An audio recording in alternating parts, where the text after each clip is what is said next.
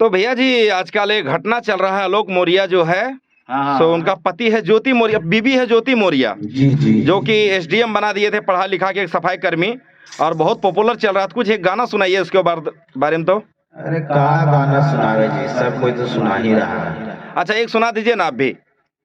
हम सुनावे हाँ क्या गाना गावे, क्या गाना।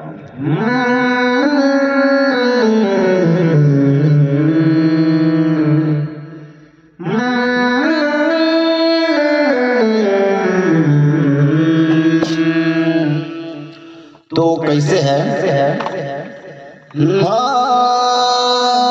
एसडीएम ज्योति मौर्य जब से बनली भाई, कि एसडीएम ज्योति मौर्य जब से बनली भाई, अपना पति के दिल से कैलस जुदाई, अपना पति के दिल से कैलस जुदाई, अपना पति के दिल से।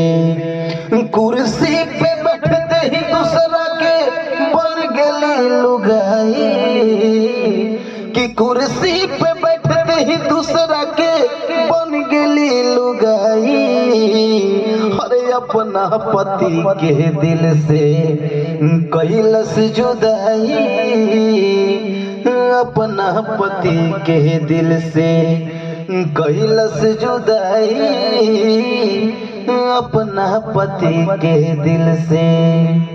और कैसे भैया कि सोच ले न कब हूँ ऐसन आलोक मोर भैया हो, घुट घुट के जिया तर जान, चपरासी रहते भर में दिलस सर के ताज हो, उहे आज करा दया अभिमान।